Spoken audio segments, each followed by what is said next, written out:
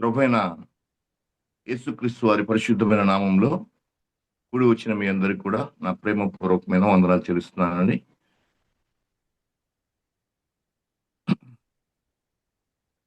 ఈ ఉదయకాలం మరి ఎల్ఐసి పిఎఫ్ గా మనమంతా కూడా కూడి దేవుని నామ స్తుతించటకు, ప్రార్థించటకు, ఆయన వాక్యాన్ని ధ్యానించుకున్నట్టుకు మనకి ఇచ్చిన సమయాన్ని బట్టి మరొకసారి వందనం చెల్లిస్తూ చిన్న ప్రార్థన చేసి ముందుకు రాదు. ప్రేమ నేను పరలోక తండ్రి, మీ ఘనమైన నామాన్ని బట్టి వందనం చెల్లిస్తున్నాం ప్రభువా. చదువుబడిన వేద వాక్యాన్ని మీరు దీవించండి, ఆశీర్వదించండి మా ప్రభువా. అల్పుడైనా నన్ను దర్శించి మా ప్రభు ఆయన తండ్రి, మీ వాక్యం ద్వారా మీ బిడ్డలతో, నాతో, మా అందరితో మీరే మాట్లాడి మీ నామానికి మహిమ, ఘనత, ప్రభావాలు తెచ్చుకోమని యేసయ్య పరిశుద్ధమైన నామం పేరిట ప్రార్థించి అడిగి వేడుకుంటున్నాం తండ్రి. ఆమేన్. మరి ఈ యొక్క వాక్య భాగం మనందరికీ సుపరిచితమైనదే. మరి అనేక సందర్భాల్లో మనము చాలా విషయాలు తడువు చేస్తూ ఉంటాం. అంటే నిర్లక్ష్యము లేకుంటే ఆలస్యము చేస్తూ ఉంటాం. అలా చేయటం వల్ల కొన్ని నష్టాలు కలుగుతాయి. అంతేకాదు, అయ్యో ముందుగానే ఆ కార్యం చేస్తుంటే ఎంత బాగుండు, ముందుగానే ఆ ఎగ్జామ్ పాస్ అయితే బాగుండు కదా, నాకు ప్రమోషన్ వచ్చేది, ఇట్లా చాలాసార్లు మనం అనుకుంటా ఉంటాం. కనుక గడిచిపోయిన కాలం మరలా తిరిగి రాదు. కనుక సందర్భము, సమయం వచ్చినప్పుడే మనము త్వరపడి మరి చేయాలి. మరి ఇక్కడ ఈ ప్యాసేజ్ లో మనం చూసినట్టయితే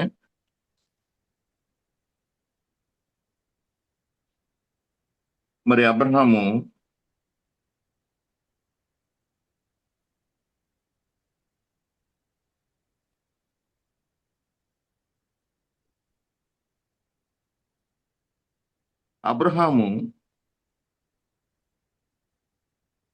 గుడారంలో ఉన్న శారా యుద్ధకు త్వరగా వెళ్ళి నీవు త్వరపడి 3 మాణిక్యుల మెత్తటి పిండి తెచ్చి పిసికి రొట్టెలు చేయము అని చెప్పాను. మరియు అబ్రహాము పశువుల మందకు వెళ్ళి పరిగెత్తి ఒక మంచి లేత దూడ తెచ్చి ఒక పనివానికి అప్పగించాను. వాడు దాన్ని త్వరగా సిద్ధపరిచాను. తర్వాత అతడు వెన్నను, పాలను తాను సిద్ధం చేసిన ఆ యొక్క దూడను తెచ్చి వారి ఎదుట పెట్టి, వారు భోజనము చేయుచుండగా వారి యొద్ద ఆ చెట్టు కింద నిలుచుండెను. మరి ఇక్కడ చూసినట్టయితే మరి ఎండవేళలో అబ్రహాము ఆ యొక్క సింధూర వనంలో తన గుడారంలో ద్వారం వద్ద కూర్చొని మరి ఏదో ఆలోచిస్తున్నాడు. అలాంటి సందర్భంలో యెహోవా దేవుడు ప్రత్యక్షమయ్యాడు. ఎలా అంటే ముగ్గురుగా వచ్చారు. ముగ్గురు మనుషులు ఆయన ఎదురుకు వచ్చారు. తండ్రి, కుమార, పరిశుద్ధాత్మ దేవుడు మరి వారి ఆయనకు ప్రత్యక్షమయ్యారు. ఆ ప్రత్యక్షమైనప్పుడు ఆ యొక్క అబ్రహాము వెంటనే లేచి మరి వారిని పరామర్శిస్తుండో చూస్తుంటున్నాం. అతడు వారిని చూచి ఆ గుడారపు వాకిటి నుండి వారిని ఎదుర్కొనుటకు పరిగెత్తి నేల మట్టుకు వంగి, ప్రభువా నీ కటాక్షము నా ఎదురు ఉన్నాడలా ఇప్పుడు నీ దాసుని దాటిపోవద్దు, నేను కొంచెము నీళ్లు తెప్పించదును, దయచేసి కాలు కడుక్కొండి, ఈ చెట్టు కింద అలసట తీర్చుకోండి, కొంచెం ఆహారం తెచ్చేదను, మీ ప్రాణములను బలపరుచుకోండి, తర్వాత మీరు వెళ్ళవచ్చును అంటున్నాడు. కాబట్టి అబ్రహాము ఆ యొక్క దేవుడు ప్రత్యక్షమైనప్పుడు ఆయన ఆతిథ్యం ఇవ్వడానికి ఎంతో త్వరపడినట్టు, పరిగెత్తినట్టు మనం చూస్తున్నాం, తాగిలు పడినట్టు. అంతేకాదు, తన భార్య అయిన శారకు చెప్పి మరి ఆ పిండి పిసుకమని చెప్తా ఉంటున్నాడు. అదేవిధంగా తను స్వయంగా వెళ్ళి ఒక లేత దూడను తెచ్చేసి పనివానికి అప్పగించి త్వరగా సిద్ధపరచమని చెప్తున్నాడు. మరి అంతేకాదు, వెన్నను, పాలను ఎన్నిటిని కూడా సిద్ధం చేసి వారికి ఆతిథ్యం ఇవ్వాలనే గొప్ప సంకల్పంతో మరి అబ్రహాము ఇక్కడ త్వరపడి చేస్తాం. అలా చేసిన తర్వాత, అలా త్వరపడి చేయటం వల్ల మరి దైవజనులకు మంచిగా తృప్తికరమైన విందును ఆయన సిద్ధపరిచాడు. వారు తిని మరి అబ్రహామును చక్కటి ఆశీర్వాదము ఇచ్చినట్టు మనం చూస్తుంటున్నాం. ఏంటి ఆశీర్వాదం అంటే, మీదటికి ఈ కాలంలో మరలా మేము తిరిగి వస్తాము, మరి అప్పుడు నీ యొక్క భార్య అయిన శారా మరి గర్భవతి అవుతుందని, పిల్లవాడిని ఎత్తుకుంటుందని చెప్తున్నా. కాబట్టి అలా త్వరపడి ఆతిథ్యం ఇవ్వడం వల్ల కొందరు తెలియకనే దేవదూతలకు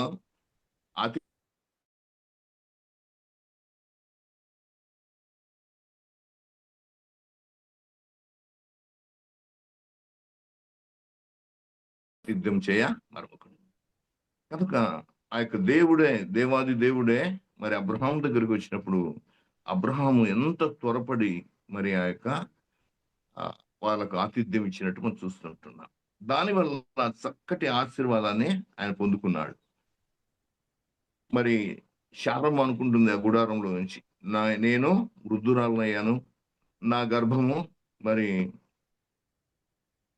క్షీణించిపోయినది, నా యొక్క యజమానుడు ముసలివాడై ఉన్నాడు, మరి ఇటువంటి సందర్భంలో మరలా నాకు సంతోషం కలుగునా అని నవ్వుకుంటుంది. అప్పుడు దేవుడు అంటున్నాడు, నువ్వు నవ్వనేలా అన్నప్పుడు, నేను నవ్వలేదని మళ్ళీ చెప్తుంది.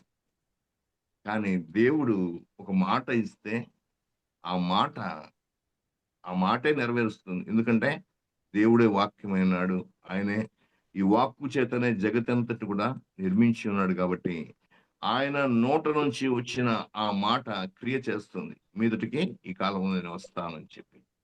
కాబట్టి అబ్రహాము మరి త్వరపడి ఆ యొక్క కార్యం చేసినట్టు మనం చూస్తుంటున్నాం. అదేవిధంగా అబ్రహాము ఇంకా తన జీవితంలో చాలా చాలా చేశాడు. అబ్రహాం దేవుడు పరీక్షించినప్పుడు తనకు కలిగిన ఏకైక కుమారుని తీసుకొని ఆ మోరియా దేశంకి వచ్చి అక్కడ పర్వతంలో బలి ఇమ్మంటాడు దేవుడు. ఎంత కఠినమైన విషయం కదండి. ఒక్కగానొక్క కొడుకు లేక కలిగాడు. అటువంటి కుమారుని తెచ్చేసి మరి నాకు దహన బలిగా సమర్పించమని దేవుడు అడిగినప్పుడు ఆయన తడువు చేయలేదు. మరి పనివారిని తీసుకున్నాడు, గాడిదను తీసుకున్నాడు, మరి ఆ యొక్క మోరియా దేశానికి వెళ్ళాడు. అక్కడ ఇస్సాకు అడుగుతా ఉంటున్నాడు, నాన్న కర్రలు ఉన్నాయి, మరి నిప్పు ఉంది, మరి ఆ యొక్క గొర్రెపిల్ల ఏది అంటే అప్పుడు చెప్తా ఉంటున్నాడు అబ్రహాము, అయ్యా దేవుడే గొర్రెపిల్లని చూసుకుంటాడు, యెహోవా అని చెప్తున్నాడు. కనుక వారు ఆ మోరియా పర్వతం మీదకి వెళ్ళిన తర్వాత మరి ఆ యొక్క ఇస్సాకు యొక్క కాళ్ళు చేతులు అంతా కూడా కట్టివేసి ఆ యొక్క కత్తి తీసి అతని మీద వేయబోయినప్పుడు అబ్రహాం ఆగని దేవుడు సెలవిస్తాం, నీ యొక్క ఒక్కగానొక్క కుమారుణ్ణి ఇవ్వటానికి కూడా నువ్వు ఏ మాత్రం కూడా సందేహించక వచ్చావు. మరి ఆ చారముతో కూడా చెప్పలేదు, చారముతో కూడా చెప్పలేదు, ఎవరితో కూడా డిస్కస్ చేయలేదు. ఆయన ఇట్లా దేవుడు అడిగాడు, నేను ఇవ్వచ్చా ఇవ్వకూడదా, ఇది దేవుడైనా మాట్లాడింది. మనమైతే అట్లా అనుకుంటాం కదా, నిజంగా దేవుడైతే ఇట్లా కోరుతాడా, ఆయనే ఇచ్చాడు కదా ఒక్కొక్క కుమారుణ్ణి అని అనుకుంటాం. అయితే మరి ఈ యొక్క అబ్రహాం మాత్రం దేవుడు చెప్పింది చేసినట్టు చూస్తుంటున్నాం. అలా చేయటం వల్ల మరి అతనికి ఆశీర్వాదంలో ఏమొచ్చిందంటే ఇక్కడ చూసినట్టయితే ఆదికాండము 22:17, నేను నిన్ను ఆశీర్వదించి ఆకాశ నక్షత్రములకు సముద్ర తీరముందని ఇసుక వలె నీ యొక్క సంతానం నిశ్చయముగా విస్తరింపచేసేదను, నీ సంతతి వారు తమ శత్రువుల గవిని స్వాధీనపరుచుకుంటారు, మరియు నీవు నా మాట వినినందున భూలోకములోని జనములన్నీ నీ సంతానం వల్ల ఆశీర్వదించబడును, నా తోడని ప్రమాణం చేసి ఉన్నానని యెహోవా సెలవిచ్చాను. కాబట్టి భూలోకంలో ఉన్న వంశాలన్నీ కూడా అబ్రహాము ద్వారా లేకుంటే అబ్రహాము సంతానం ద్వారా ఆశీర్వదించబడతాయని దేవుడు సెలవిస్తా ఉంటున్నాడు. అంతే కదా, ఆకాశ నక్షత్రం వలె మరి సముద్ర తీరమందు ఇసుక రేణువుల వలె నీ సంతతి ఆశీర్వించబడునని, నీవు శత్రువుల గవిని స్వాధీనపరుచుకుంటామని అక్కడ ఆశీర్వాదం పొందుకున్నాడు చూస్తాం. మరి అబ్రహాం ఏమి కూడా తడువు చేయకుండా ఈ విధంగా చేయడం వల్ల ఆయన ఆశీర్వాదాలు పొందుకున్నట్టు మనం చూస్తుంటున్నాం. అంతేకాదు అబ్రహాము తాను మొట్టమొదటి దేవుడు పిలిచినప్పుడు ఆయన నీ యొక్క బంధువుల నుంచి, నీ దేశం నుంచి, నీ యొక్క ప్రాంతం నుంచి నువ్వు వదిలిపెట్టేసి మరి నేను చూపించే దేశానికి నువ్వు వెళ్ళాలన్నప్పుడు మరి ఎక్కడికి వెళ్ళాలో, ఏం చేయాలో మరి ఏమి ఆలోచించకుండా, తడవు చేయకుండా మరి వచ్చేసి దేవుడు చెప్పినట్టు చేసినట్టు మనం చూస్తుంటాం. అంత విధేయత మరి అబ్రహాము చేశాడు. అందుకోసమైనా విశ్వాసులకు తండ్రిగా పిలువబడినట్టు మనం చూస్తుంటున్నాం. అయితే మరి అబ్రహాంతో పాటు వచ్చిన లోతు యొక్క జీవితంలో మనం చూసినట్టయితే ఆ యొక్క అబ్రహాం దగ్గర నుంచి వాళ్ళు సొదొమకు వెళ్తున్నారు దేవదూతలు. మరి అప్పుడు అబ్రహాము అడుగుతా ఉంటున్నాడయ్యా, అక్కడ 50 మంది నీతిమంతులు ఉంటే ఆ పట్టణాన్ని రక్షించవా? అట్లా చాలా ప్రార్థన చేస్తాం. 45 మంది ఉంటే, 40 మంది ఉంటే, 30 మంది ఉంటే, అట్లా 10 మంది ఉంటే అట్లా అట్లా దేవుని దగ్గర ప్రాధాయపడినట్టు ఈ యొక్క వచనాల్లో మనం చూడగలం. ముందు వచనాల్లో 18, 19 అధ్యాయంలో. మరి అలా ప్రాధాయపడినప్పుడు దేవుడు అక్కడి నుంచి వెళ్ళిపోయినట్టు చూస్తుంటున్నాం. తర్వాత ఇద్దరు దేవదూతలు సొదొమ వైపు వెళ్ళి అక్కడికి వెళ్ళినప్పుడు అక్కడ ఎక్కడున్నాడు ఈ యొక్క లోతు అంటే గవిని యుద్ధ ఉన్నాడు. ఎందుకు ఎక్కడో ఇంట్లోనో లేకుంటే దేవుని వాక్యం చదువుతానో ఎక్కడో మరి ఉండాలి, కానీ నీతిమంతుడైన వాడు మరి ఎక్కడో గవిని యుద్ధ లేకుంటే ఆ చెట్ల దగ్గర అక్కడ మరి ఉంటూ ఉన్నాడు. వాళ్ళని ఎదుర్కొని చెప్తా ఉంటున్నాడు, అయ్యలారా మా ఇంటికి రండి అన్నప్పుడు వాళ్ళు అంటున్నారు దేవదూతలు, లేదు మేము ఈ రాత్రి ఇక్కడ వీధుల్లోనే పడుకుంటాము అని చెప్పినప్పుడు బతిమాలి తీసుకొని వెళ్తాడు ఎవరు? లోతు. అలా బతిమాలి తీసుకుని వెళ్ళిన తర్వాత వాళ్ళు చెప్తా ఉంటున్నారు, ఈ పట్టణాన్ని మరి అగ్ని గంధకంతో దేవుడు నాశనం చేయబోతుంటున్నాడు, కాబట్టి నీ కుమారులు, కుమార్తెలు, అల్లుళ్ళు ఇంకా పెళ్లి కాలేదు కానీ పెళ్లి నిశ్చయమైనట్టు మనం చూస్తుంటున్నాం. వారికి చెప్పి వారిని నీ భార్యను తోడుకొని రమ్మంటాడు. ఇంకా వాళ్ళతో చాలా మాట్లాడుతున్నారు. వాళ్ళు ఏదో చెప్తున్నారు, ఎక్కడ కురుస్తుంది అగ్ని, ఇవన్నీ కూడా ఈ పట్టణాన్ని ఎక్కడ వదిలేస్తాము అన్నట్టు వాళ్ళు మాట్లాడుతున్నారు. ఈలోపు ఆ యొక్క ఇంటి చుట్టూ కూడా ఆ యొక్క సొదొమ గొమొర్రా ప్రజలు వారంతా కూడా వ్యభిచార తరమై ఉంటున్నారు. వాళ్ళంతా గుమికూడి ఆ యొక్క తలుపు తడుతా ఉంటున్నారు.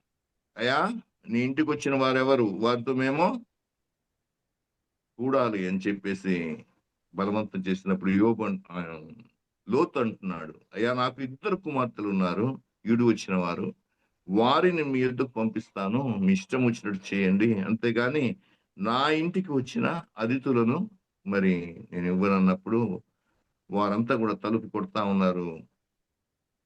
ఆ యొక్క లోతును బయటికి లాగాలని ప్రయత్నించినప్పుడు దేవదూతలు వారి గుడ్డితనం కలిగజేసి ఆ తలుపు కనపడక వాళ్ళంతా కూడా వేసారిపోయినప్పుడు వారిని పట్టుకొని ఆ దేవదూతలు లోతు కుటుంబాన్ని, కూతుర్లను తీసుకొని బయటకు వచ్చి తీసుకొని వచ్చిన తర్వాత ఆ యొక్క గవిని మరలా ఆ పట్టణము దాటిపోతూ ఉండగా లోతు భార్య వెనక్కి తిరిగి చూసి మరి ఉప్పుస్తంభం అయిపోయింది. వెనక్కి తిరిగి చూడొద్దన్నారు పట్టణము. అప్పటికే ఆ గవిని దాటిన తర్వాత అగ్ని వర్షం కురుస్తా ఉంది, ఆ పట్టణం అంతా కూడా కారిపోతా ఉంది. అప్పుడు ఆ యొక్క పర్వతానికి నువ్వు చేరుకో త్వరగా అని చెప్పి ఆ దేవదూతలు అన్నప్పుడు, అయ్యా ఈ పర్వతం దేవుడు చెప్పినట్టు చేయకుండా, ఇదిగో ఆ చిన్న ఊరు ఉంది సోయరు, దానికి వెళ్తానని చెప్పి లోతు తన సొంత ఆలోచన చొప్పున నడుచుకోవడానికి ప్రయత్నించాడు. అక్కడికి వెళ్ళండి అని చెప్పినప్పుడు అక్కడికి వెళ్తారు.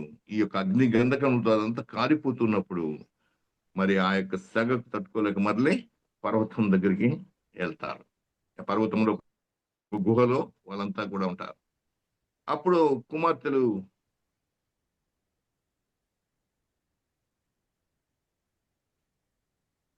అనుకుంటున్నారు ఏమనంటే, ఇక్కడ పురుషుడు ఎవరు లేరు, మన తండ్రే ఉన్నాడు అని అక్క చెప్తా ఉంది చెల్లెలతో. ఆయనతో మనము శయనించి మనము సంతానం కలుగు చేసుకుందాము అని ఒక ఐడియా ఇస్తుంది. ద్రాక్ష రసము మరి తాగి మత్తుడయ్యాడు ఆయన లోతు. అప్పుడు పెద్ద కూతురు వెళ్ళి ఆయనతో శయనించింది. రెండవ రాత్రి ఇంకొక కుమార్తె శయనించింది. అక్కడ ఆ గోతి నుంచి తప్పించి ఇంకొక చోటికి తీసుకొని వస్తుంటే మరలా ఇంకొక గోతిలో వాళ్ళు చిక్కుకుపోయినట్టు మనం చూస్తుంటున్నాం. తడువు చేస్తే మరి శాపాలే. ఆ యొక్క దేవుడు చెప్పినట్టు చేయకుండా లోతు తడువు చేశాడు. ఆ తడువు చేయటం వల్ల మరి ఈ యొక్క శాపాలు వచ్చినాయి. ఎందుకంటే మొదటి బిడ్డకు అమ్మోనీయులు, రెండవ బిడ్డకు మోయాబీ సంతానం, పాపపు సంతానం, అక్రమ సంతానం. ఒక పాప సంతానానికి పురుషుడుగా మరి లోతు ఏర్పాటు చేయబడ్డాడు. అబ్రహాం ఏమో ఆశీర్వాదాలకు వారసుడుగా ఉన్నాడు, కానీ లోతు ఏమో శాపగ్రస్తుడైన సంతానానికి వారసుడుగా మనం చూస్తా ఉంటున్నాం. లోతు లోకాన్ని ఆశించి మరి అబ్రహామును వదిలి వచ్చాడు, పచ్చదనాన్ని కోరుకున్నాడు, కానీ శాపమే అతనికి అష్టమైంది. మరొక చిన్న మాట చెప్పి నేను ముగిస్తాను. యెహోషువ గ్రంథం 4వ అధ్యాయం 10వ వాక్యం ఎవరైనా చదవండి. యెహోషువ గ్రంథం 4:10. ప్రజలతో చెప్పవలని యెహోవా యెహోషువకు ఆజ్ఞాపించినందయు, అనగా మోషే యెహోషువకు ఆజ్ఞాపించినందయు నెరవేరు వరకు యాజకులు మందసమును మోయిచు యొర్దాను నడుమ నిల్చుండగా జనులు త్వరపడి దాటిది. ఆ జనులు త్వరపడి దాటిది మనకు తెలుసు కదా. వారు ఎర్ర సముద్రం దాటి వచ్చిన తర్వాత ఇక్కడ యోర్దాను నది కట్టలు తెంచుకుని ప్రవహిస్తా ఉంది. అప్పుడు దేవుడు సెలవిస్తాడు, యాజకులు మందస్సము ఎత్తుకొని ఆ యొక్క యోర్దాను ముందు వెళ్ళాలి. అప్పుడు ఆ యోర్దాను నీళ్లు ఏకరాశిగా మరి మార్చబడినట్టు మనం చూస్తా ఉంటున్నాం. ఎప్పుడైతే యాజకులు దేవుడు చెప్పినట్టు చేస్తారో ఆ యొక్క వారి పాదములు ఆ యొక్క యోర్దాను నది తాకినప్పుడు ఆ జలాలన్నీ కూడా ఏకరాశిగా మరి మారినట్టు చూస్తా ఉంటున్నాం. అప్పుడు జనులంతా కూడా బయలుదేరి ఆ యొక్క యోర్దాను నదిని త్వరగా దాటారు. ఎందుకంటే త్వరపడి దాటమని దేవుడు సెలవిచ్చాడు కాబట్టి వారు త్వరపడి దాటారు. అంతేకాదు అక్కడ యెహోషువ ఆ 12 గోత్రాలకు కూడా 12 రాళ్లను తీసి గుర్తుగా ఒక చోట పాతించాడు. ఎందుకంటే వారి తరతరాలు కూడా దేవుడి కార్యం చేశాడని జ్ఞాపకం చేసుకోవాలి అని చెప్తారు. కనుక ఈ యొక్క ఉదయకాలంలో దేవుడు మనతో మాట్లాడుతూ ఉంటున్నాడు. నీవు త్వరపడి చేయాలి. దేవుని కార్యాలు ఏమైనా కానీ త్వరపడి చేయాలి. మనం చర్చికి వెళ్ళేటప్పుడు కూడా త్వరపడి మరి ప్రారంభ ప్రార్థనకు ముందే త్వరపడి ఉండాలి. అప్పుడు దేవుని యొక్క ఆశీర్వాదం మనం పొందుకుంటాం. దేవుడు ప్రతి ఒక్కరిని కూడా చూస్తూ ఉంటాడు. ప్రతి ఒక్కరిని కూడా ఆయన చూసే దేవుడు, ప్రేమించే దేవుడు. తన బిడ్డలు ఆశీర్వాదానికి వారసులు కావాలని దేవుడు కోరుకుంటున్నాడు. అంతేగాని శాపానికి కాదు. అందుకోసం దేవుని కార్యాలు ఏ అయినప్పటికీ కూడా, చిన్నదైనప్పటికీ కూడా అవి త్వరపడి మనము రావాలి. త్వరపడి ఆయన సన్నిధికి రావాలి. అంతేకాదు మరి దేవుడు ఎప్పుడు దర్శిస్తాడో మనకు తెలియదు. ఆ దర్శించే కాలంలో మనము అక్కడ ఉండాలి. ప్రారంభ ప్రార్థనగా, పాటలు పాడేటప్పుడా, స్తుతించేటప్పుడా, లేకుంటే వాక్యం ధ్యానించేటప్పుడా, మరి ఏ టైంలో మరి దేవుడు దర్శిస్తాడో, మనకు ఆశీర్వదిస్తాడో మనకు తెలియదు. కాబట్టి మనము త్వరపడి ఉండాలి. అంతేకాదు ఆయన రాకడకు కూడా మనము త్వరపడి ముందుగా సిద్ధపాటు కలిగి ఉండాలి. బుద్ధి గల కన్యకల వలె సిద్ధపాటు కలిగి మరి త్వరపడి సిద్ధపడి మరి ఉండాలని దేవుని యొక్క వాక్యం సెలవిస్తాం. అలా త్వరపడటం వల్ల మరి అబ్రహాము ఆశీర్వాదాలు పొందుకున్నట్టు మనం చూస్తుంటున్నాం. తడువు చేయటం వల్ల లోతు శాపగ్రస్తుడిగా మారినట్టు చూస్తుంటున్నాం. వీరు ఇశ్రాయేలు ప్రజలు త్వరపడి మరి ఆ యొక్క మన్నాను తిన్నారు. అంతేకాదు ఆ యొక్క ఎర్ర సముద్రము త్వరపడి దాటారు. అదేవిధంగా యోర్దాను కూడా దాటారు. ఎర్ర సముద్రం ఎదురైనా, యోర్దాను ఎదురైనా దేవుడు మనల్ని దాటించే గొప్ప దేవుడు మనకు ఉన్నాడు. ఎలాంటి సమస్యలు, ఎలాంటి చిక్కులు, ఎలాంటివి ఉన్నప్పటికీ కూడా దేవుడు మనల్ని దాటించే గొప్ప దేవుడు. ఎప్పుడంటే మనము ఆయన మాట విని తడవు చేయకుండా మరి చేసినప్పుడు దేవుడు గొప్ప కార్యాలు చేసే దేవుడని ఈ యొక్క ఉదయకాలంలో మనతో మాట్లాడు. కొద్ది మాటలు దేవుడు తన కృపలో దీవించుగా. ఈ యొక్క అవకాశం ఇచ్చిన ఇజ్రాయేల్ బ్రదర్ గారికి ఆ యొక్క వందనాలు చెల్లిస్తాను.